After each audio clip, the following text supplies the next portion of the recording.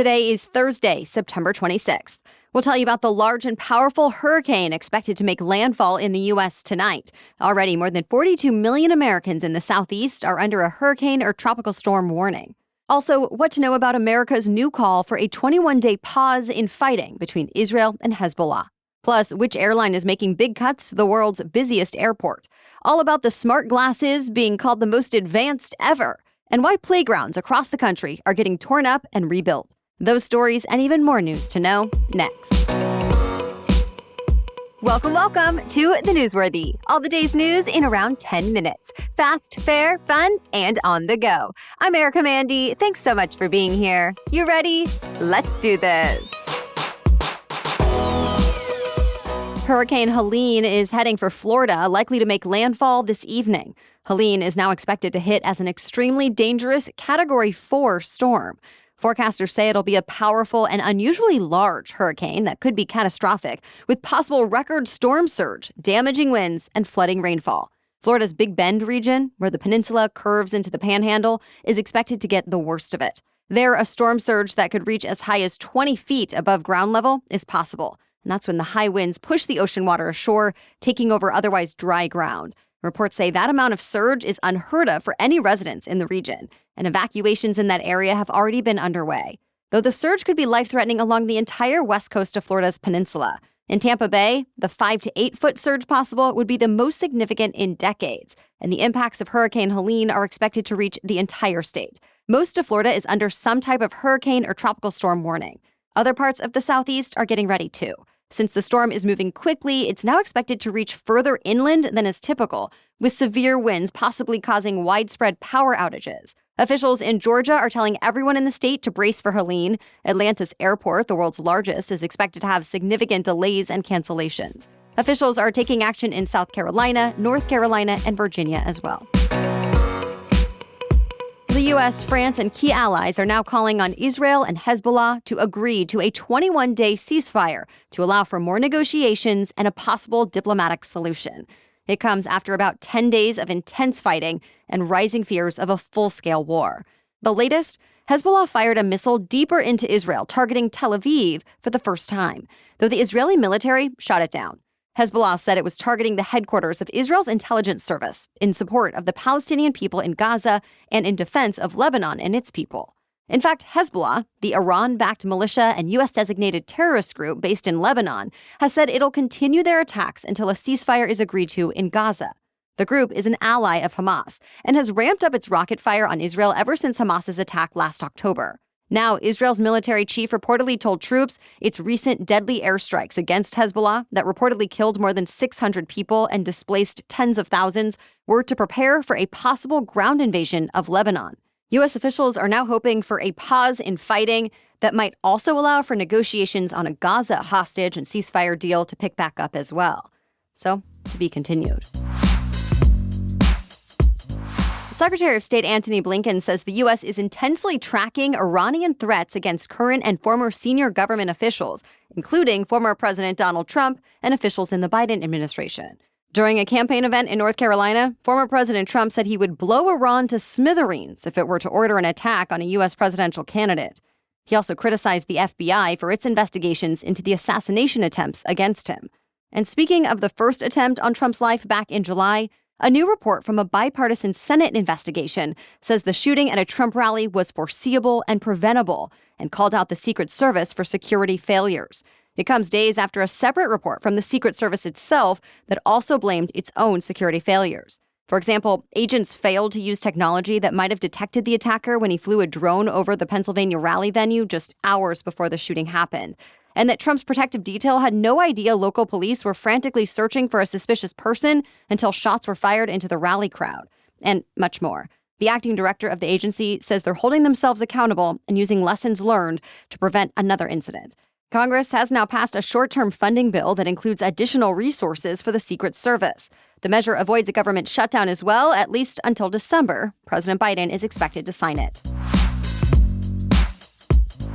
The U.S. economy was the key issue in dueling speeches from the presidential candidates yesterday as they continue to campaign in battleground states. Vice President Kamala Harris is stressing the importance of supporting the middle class and small businesses. In a speech in Pennsylvania, Harris promised a new way forward for the middle class and portrayed Trump as on the side of billionaires. She said she would bring a pragmatic approach to the economy and promise new tax credits for investments in manufacturing. She said, quote, "I am a capitalist," adding that she believes in free and fair markets, pushing back against Trump's efforts to label her as a radical communist or Marxist. And it's likely her trying to appeal to more of the moderate swing voters. As we talked about yesterday, Trump outlined more of his economic plans in a speech earlier this week and recapped it again yesterday in North Carolina. He said he'll cut taxes on American businesses, lure businesses from other countries to the U.S., and put high tariffs on foreign competitors. We're 40 days away from Election Day. All right, we have more news for you still ahead, including a surge in mortgage applications, which airline is making cuts at the busiest airport, all about new AR smart glasses, why playgrounds across the country are getting upgrades, and more. But first, this episode is brought to you by Ibotta. Whether you're still recovering from back-to-school shopping or ready to buy all your Halloween gear or even saving up for the upcoming holidays, Ibotta can help you get cash back on all your purchases. Yes, get cash back when you simply go to the grocery store, pharmacy, Target, pet shop, beauty store, clothing store, you name it. You can save on over 2,400 brands and shop at over 1,000 retailers. And Ibotta is free. It's a free app that lets you earn cash back every time you shop. In fact, the average Ibotta user earns $256 per year. That could cover the cost of an entire shopping trip, a flight for the holidays, or the fancy dinner you've been craving. I'm not about to cut out paper coupons, but saving with the Ibotta app is so much easier. Right now, Ibotta is offering our listeners $5 just for trying Ibotta by using the code NEWSWORTHY when you register. Go to the App Store or Google Play Store and download the free Ibotta app to start earning cash back and use code NEWSWORTHY. That's IBOTTA in the Google Play or App Store and use the code NEWSWORTHY. Now back to the news. Mortgage applications hit their highest levels in 2 years, mostly because of homeowners looking to refinance with better interest rates. Refinancing applications shot up 20% last week compared to the week before, and they're up a remarkable 175% compared to the same time last year.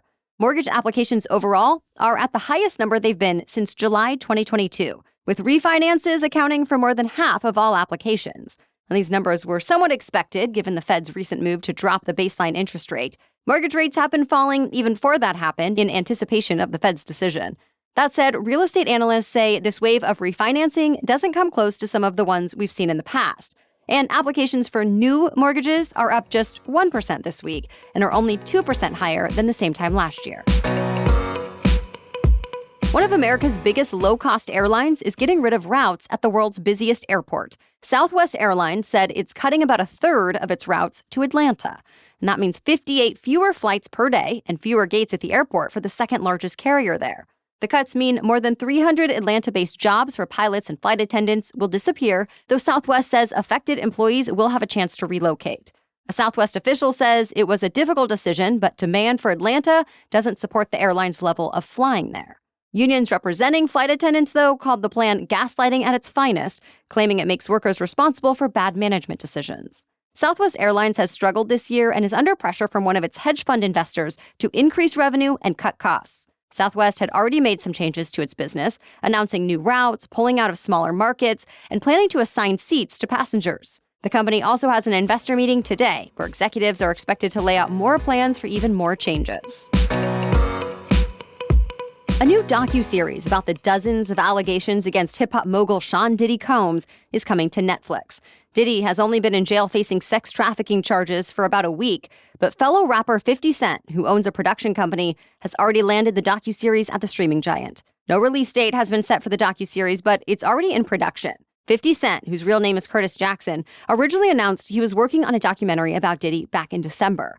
That was right after 4 lawsuits were filed accusing Diddy of sexual misconduct. And since then, more accusations have surfaced, leading to Diddy's arrest last week in New York City. In addition to charges of racketeering and sex trafficking, lawsuits have accused Diddy of assault, drugging people, and forcing people to perform sex acts at parties.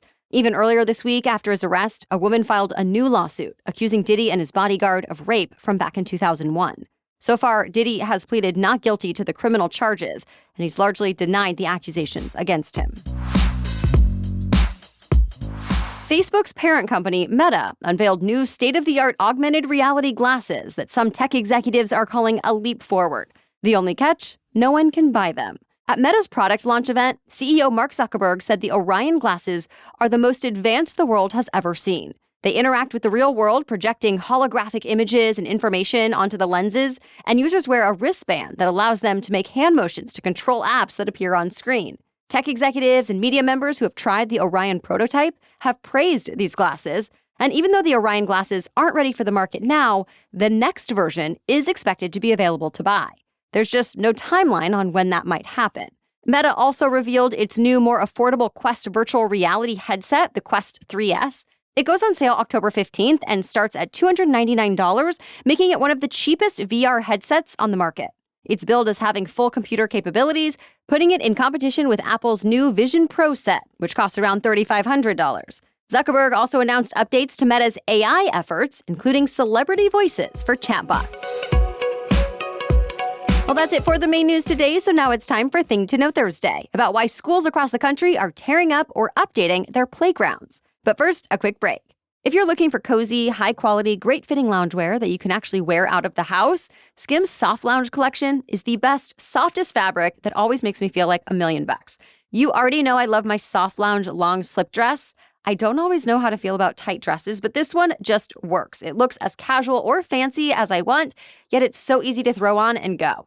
My latest get is the Soft Lounge tank paired with the fold-over pant. So stretchy, soft, and cute, I can wear them separately or together, both around the house or on the go. Plus, my Soft Lounge sleep set is the most cozy thing to wear at night as the weather turns a bit cooler. So yeah, I keep going back for more. Shop the SKIMS Soft Lounge Collection at skims.com. Now available in sizes extra, extra small to 4X. And if you haven't yet, be sure to let them know I sent you.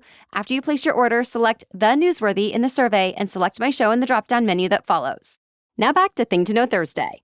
The days of the asphalt playground may be over. Schools across the country are ripping up their old playgrounds and rebuilding them so they can better withstand extreme heat. Many hot weather states like Arizona and California have been incorporating new designs and materials into play areas for years. Now, more states are following suit. New designs include canopies or trees that provide shade, soft or spongy ground material that can absorb rainwater and make falling hurt less, and native plants well adapted to the climate. Asphalt without shade can make playgrounds heat traps. Scientists have recorded asphalt temperatures as high as 145 degrees. That's bad enough for adults, but it's even worse for kids whose bodies aren't as good as adult bodies at regulating temperature. There's also the reality that more places around the country have to deal with extreme heat than in the past. Of course, these renovations cost money, both to install and maintain, and many school districts already face budget shortfalls that make getting even basic supplies difficult. Finding funding sometimes means asking for private donations, partnering with nonprofits, or raising taxes to bring in more money. But educators, school officials, and parents all see benefits to updating playgrounds, not just because they won't be so hot. When schools plant trees and native plants in play areas, it gives kids the chance to interact with nature, too. And studies have shown that spending time in nature gives all kinds of benefits to children. All right, thank you so much for listening today and making us part of your daily routine. We'll catch you up on more news to know tomorrow. Until then, have a great day.